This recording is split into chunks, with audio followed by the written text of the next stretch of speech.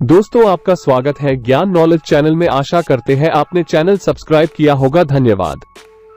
महाभारत के युद्ध में आखिर क्यों भगवान कृष्ण को बचानी पड़ी कर्ण की जान? पुराणों में अक्सर ऐसा पढ़ने में आता है कि महाभारत के युद्ध में अर्जुन के रथ पर बैठे हनुमान जी कभी कभी खड़े होकर कौरवों की सेना की ओर घूर कर देखते थे, तो उस समय कौरवों की सेना तूफान की गति से युद्ध भूमि को छोड़कर भाग जाती थी। हनुमान जी की दृष्टि का सामना करने का साहस किसी में नहीं था। यहाँ तक कि उनकी दृष्टि एक बार कौरवों की ओर से लड़ रहे कर्ण पर भी पड़ गई थी। वो तो भगवान श्री कृष्ण थे जो कर्ण को बचा लिया, वरना वो कब के खत्म हो जाते। आइए जानते हैं पूरा प्रसंग। श्री कृष्ण को भी लग रहे थे बाण। एक प्रसंग में बताया गया है कि जब कर्ण और अर्जुन के बीच युद्ध चल रहा था, कर्ण अर्जुन पर भयंकर बाणों की वर्षा कर रहे थे। उनके बाणों की वर्षा से श्री कृष्ण को भी बाण लग रहे थे। उनके बाण से श्री कृष्ण का कवच कटकर गिर पड़ा और उनके सुकुमार अंगों पर बाण लगने लगे। हनुमान जी से ये सब देखा न गया।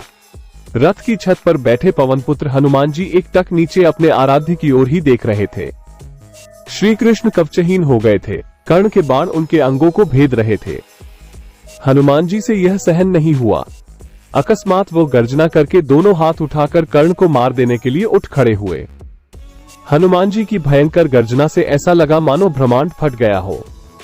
कौरव सेना तो पहले ही भाग चुकी थी, अब पांडव पक्ष की सेना भी उनकी गर्जना के भय से भागने लगी। कर्ण के हाथ से छूटा धनुष। हनुमान जी का क्रोध देखकर कर्ण के हाथ से धनुष छूटकर गिर गया। भगवान श्री कृष्ण ने तत्काल उठकर अपना दायां हाथ उठाया और हनुमान जी को स्पर्श करके सावधान किया। बोले, तुम्हारे क्रोध करने का समय नहीं है। श्री कृष्ण के स्पर्श से हनुमान जी रुक तो गए, किंतु उनकी पूंछ खड़ी होकर आकाश में हिल रही थी। उनके दोनों हाथों की मुट्ठी बंद थी। उनकी आंखों में मानो आग भरी हो। हनुमान जी का क्रोध शांत न होते देखकर श्री कृष्ण ने कड़े स्वर में कहा, हनुमान, मेरी ओर देखो। अगर तुम इस प्रकार कर्ण की ओर कुछ क्षण और देखोगे तो कर्ण तुम्हारी दृष्टि से ही मर जाएगा। ये त्रेतायुग नहीं है। तुम्हारे पराक्रम को तो दूर, तुम्हारे तेज को भी कोई यहाँ सह नहीं सकता। तुमको मैंने इस युद्ध में शांत रहकर बैठने को कहा है। फिर हनुमान जी ने अपने आराध्य देव की ओर नीचे देखा और शांत होकर बैठ गए।